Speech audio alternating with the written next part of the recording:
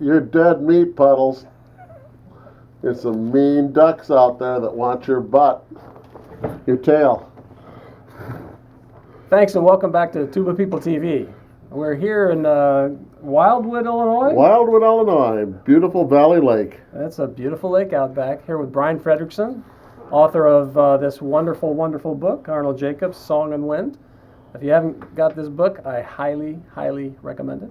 Brian, thanks so much for having us here. Thank you. Yeah, Puddles has been looking forward to coming and seeing the ducks in your lake because I've been telling them that you said that they're a little mean. They're mean ducks. All right. Well, They've been looking, they don't like Oregon ducks around there. But Puddles was up there in the big plate glass window looking out at the ducks. A couple of them were out there fighting over who they're going to get to first. Now, Brian, you started studying with Mr. Jacobs. When was that? 1973. Wow, 1973. Happy 40th anniversary. 40th anniversary, correct. Wow, that's great. Once you're a student, you're always a student. This is true. This is true. And was it high school, college? I was in college. It was my sophomore year of college. And you were going to which college? I was at Illinois State University. Okay. And came up and, mind you, my mother was a flute player, so I had been hearing the Chicago Symphony all my life. Mm-hmm. And going to Ravinia, especially from here, 20 minutes I'm at Ravinia. I was there like practically every night over the summer when I was at school. Yeah. And so studying with Arnold was natural to do, so I did that and then transferred into the American Conservatory, which was, at that time, was on the fourth floor of the Fine Arts Building, right where Arnold was. Right. So I was in there. I was the only student around all the time, which made me his coffee runner. Go down to the Fine Arts Cafe. Go down there and get some cream coffee. And sugar? Double cream, I think it was. Okay. And between lessons, and I'm the one. That's how I started as Arnold's coffee runner. What would you say in your, maybe initially or the first few years of your studying with him? What were some big ideas and some smaller ideas that were really applicable to what you were doing on the instrument? The one thing is that I came in from Interlochen, and there we were doing things that, in retrospect, if we really knew what we were doing then, now that we know what we're doing on there, it's like, my God, what are we doing? But we didn't think of how to do it. We just did it. Yeah. And then I got into college the first couple of years, and it was more of a musculature type of thing and old school type of thing, and it just didn't work for me at all on there. And getting back to the simplicity part of it, of just going out and doing things, is really where it worked out. And with your, when you were at American Conservatory at the Fine Arts Building, obviously you had the opportunity to see just the depth and breadth and the sheer volume of students that came to his door at studio number 428. It was amazing is that I would go to shows and people would be coming up and introducing themselves. Nice to see you again. And I didn't have the foggiest idea who they were. And, especially these people, because during the 70s, people would come in from Europe, especially. Mm-hmm. They would get down to the thing that the conductor said, "You got to straighten this up, or you're gone." Mm-hmm. You take the next plane to Chicago and work with Arnold for a while on there, and they're going to remember every little thing that went on around there, including the coffee runner who brought the coffee in for them. Mm-hmm. And that was what would happen, and it was just amazing. The people that passed through that studio over the years. Everybody came. Unbelievable. Yeah, everybody came. And when I was in school, just in the 80s at Northwestern, I remember Meta sending several of his Israeli Philharmonic brass players to study with Jake. Mm-hmm. And Christofoli and Chikowitz. Well, all of them. It was the mecca for brass playing, especially during that era. And Michael Lind, from Scandinavia. All the time. All those guys. And it was just unbelievable. It's you'd get around there and you wouldn't know who was on the other side of there, and the door would open up, and it's like, "Oh, I'd like to introduce you to." Wow. Exactly. And on the day that Mr. Jacobs passed away, back in 1998, there was a tuba player, not from the United States, waiting for a lesson. Yes. I was the unfortunate one to say, You're not getting a lesson today. Yeah. And he was from Germany, I think, He's wasn't he? from Germany. Yeah, so... He came in on a layover, and it was like, he's coming around, and I was really dreading that one. Yeah. So it was That was a sad day. A very sad day. I remember getting the news from Federally. Mm-hmm. Yeah, that was very, very sad. Now, you had such a tremendous opportunity to be with Jake so much of the time.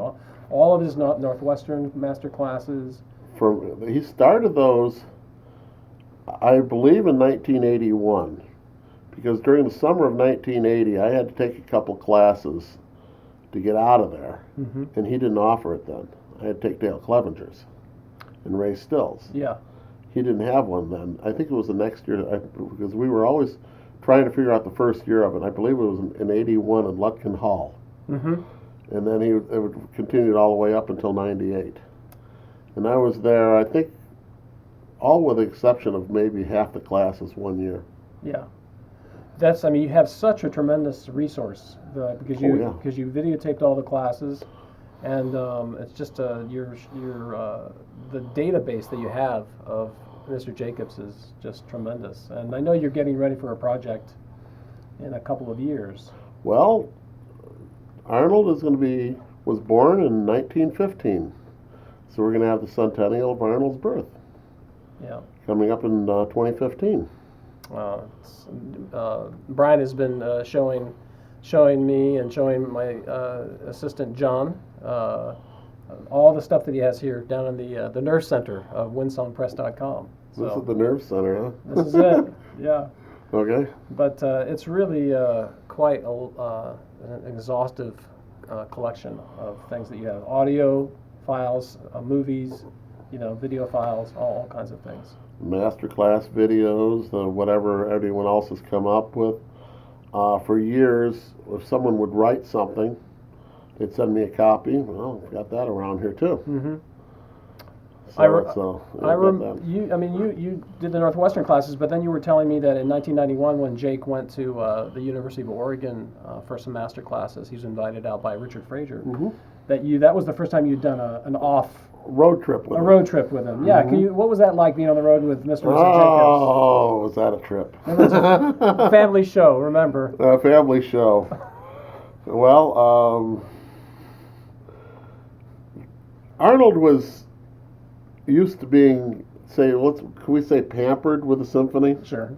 That they would take care of all the details, he didn't have to bother standing in line to check the baggage or pick it up or just get into the car. All he had to do was, he was used to this, get there, they put the horn in his lap and play. Well, with the master classes, that's really what he really needed. Right. So I would get in there and handle all the materials off there. And, and as we kept on going more and more, I would do more of this. And it got down the final classes. He didn't do anything, and all we did is just got him up. His equipment was all set around there. Here, do it. He'd do the thing for 2 hours, go back to the hotel, and fall asleep, and get it like that. Yeah. So I would do a lot of different stuff. He would accept an invitation to do something, put him in contact with me. I'd work out the details out, get the airline tickets, get the thing on there, figure out how we're going to get to the place, everything like that. We'd get over there, put the stuff up, and then he just did it. Well, so you got to see him from 73 to 98. What did you notice any changes or evolution? Yeah, he got older. I got older. In his teaching, his pedagogy? He had done a little more changing, because during the time when I was a student, he would get in with some of the older equipment that, there was that he originally did in the studio from the 60s that he made there. And then in the 80s, he got into the disposable equipment that, that a lot of people are still using today. Yeah. Inspirons, Voldines, and all sorts of things like that. He would get into a number of those particular things on there. So that was a big change.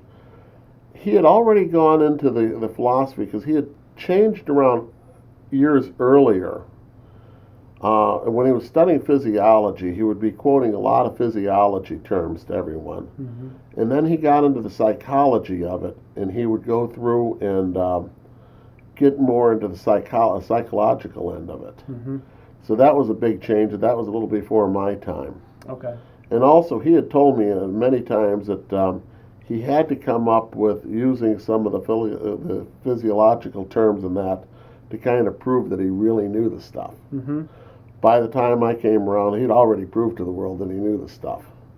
You know, there are doctors that people would say that he knew more than doctors. And, you know, I never thought that until I talked to a couple doctors, and they said, you know, there's a lot to say about that, because as a doctor, we are not necessarily studying the physiology of the body, but the abnormalities, the sicknesses, and how to cure them. Right. Arnold wasn't necessarily interested in that, no. Just the physiology of what would go on. Yeah, right. You know, and the books that he had on there, which are now over at DePaul University, mm-hmm. is just incredible. The subject material he had. The book list, I forget where it's kept online, but it's on my site. It's on your winsongpress.com. Right. Shameless plug, very good. Yeah, it's it's just a tremendous list. It's incredible. It's all the books that he wrote. There's a story as a man is who a man reads. Yeah. And that is it right there. So you got to work with Jake. I mean, you started studying with him in the early 70s, and you were really with him to the very end. It was my observation from a distance, and you were up close to see it, mm-hmm. and so I'm curious to get your take on this. Did you sense that over time, say the last 10 years of Jake's teaching, that he had really gotten to the mountaintop of being a revered sensei as opposed to a witch doctor? Or he was on the mountaintop much before the last 10 years of his life. He's on the mountaintop in the 60s. But before our time. Was he accepted as widely as he was the last? That's the interesting point that gets on there, is because he, you know, mind you, when he started all the study in the 50s, the school of thought for breathing primarily came from the vocal school in the 19th century. Right. And there they would get into tight musculature. And, you know, the old story of, you know, breathe from the diaphragm, right? Which was a term he absolutely hated, because this is what got him into this, is that he first would get out into the study of physiology and asked his wife, said, well, the diaphragm pointing down here. Right. No. She said, no, the diaphragm's up here. Right. Well, wait a second. That completely blows that theory apart. Right there. Yeah. And so he got into the study of physiology, and everyone would say, what are you doing telling this person to breathe from the upper lungs here and not from the diaphragm there? Well, let me explain to you. The diaphragm is not located near the navel, it's near the sternum here, mm-hmm. up here. Mm-hmm. And some people would see that and say, oh, that makes sense. And then there are those who, well, me teacher taught me this way, me teacher's teacher taught him that way, me teacher's teacher, blah, blah, blah, blah. Right. We're going to continue this going on no matter what. And today you still have people doing this. Tradition. Oh, yeah. I hear stories of people who will lay down flat on the floor playing a trumpet and have someone stand on them. Right. Well, as a method of getting better at playing the trumpet. Right. Yeah. And, you know, whereas he would go through and have someone standing on the floor or laying down on the floor, have his wife stand on him, say he could support 100 some odd pounds, but you get the blood pressure, that little thing right over there, that you could go through and only blow 3 pounds worth of pressure in there. Yeah. So I guess my question really, there was a period of time in his life that you're talking about where he was introducing these new ideas based in fact and science and physiology, that it wasn't being accepted. So there was a period of time where he was really not well revered, but I'm thinking that his last 10 or 15 years of his teaching, he reached that point where he was revered. Oh, definitely. It's, you know, that was a thing on there. It's, I remember in 1980 or 1995, there was this brass fest down at Indiana University. Mm-hmm. that he was the main speaker. 1984. That was another one. Oh, there were two of them. There were two of them. Oh my goodness. Okay. And he was also down at that tuba conference in '73. Right. You know, so a number of different things there. But there was the international shows where they couldn't wait to get in to see that. You know, filled the whole place up. Yeah. Great. There were people that you know walked out of there. They had their minds made up before they walked in. Right. It happens. Well, I know in '91 when he was at University of Oregon, I wasn't there, but from the pictures I saw and from what people tell me, it was an absolutely packed house. There were a number of people there. Yeah. So. It was interesting. It's what goes on some of these things, but you know, you're going to get people, as I say, they're going to have their opinions, and they walk in. You know, he would get out and use we'd have the anatomical charts put on there, and then eventually we put it onto some slides, so we'd have that, so you could show it in the lectures there. And then I went to a bodywork show and saw the actual plastified bodies and started putting pictures of those on there. There is no argument where the diaphragm is located on that. Right, exactly. You know, there was another show I went to where a household name in the instrument world, in the brass world, was doing a demonstration trying to tell this one player, breathe from the diaphragm down here. Well, she got out of there. I did a lecture afterwards. All of a sudden, I'm getting into it. Says, well, there it is. Now you got it right. And I'm like, wait a second. You're on there. You're obviously not a professional player. What do you do in real life? She was an operating room nurse. Oh, wow. Saw these things daily. Right. Getting on there. I was being very kind to this person. Yeah. But that gets back to a thing that this is something that, you know, I guess Phil Farkas went out and said that you're seeing an unmerciful death to the old tight gut system.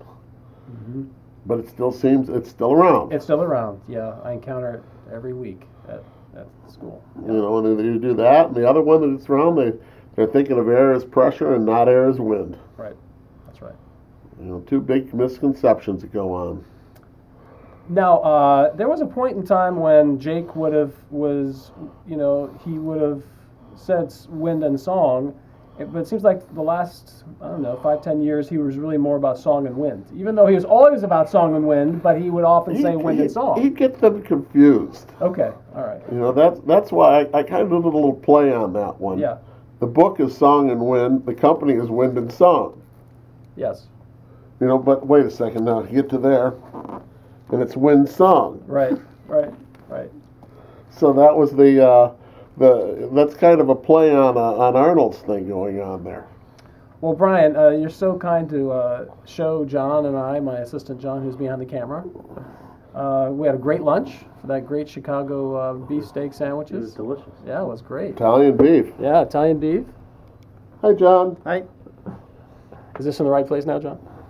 Yeah, it's beautiful. And Puddles, Puddles was a little nervous because, you It was a dead duck. yeah, that's what you kept saying in the emails, and so he thought that, you like to eat meat, and so he wanted to, for me to present you with this genuine University of Oregon duck barbecue sauce. Not for ducks, though. You don't barbecue ducks with it. It's for beef.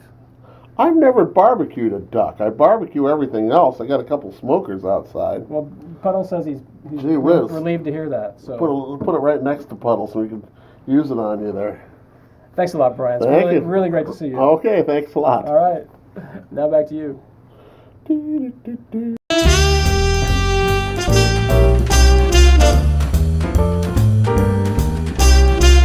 think that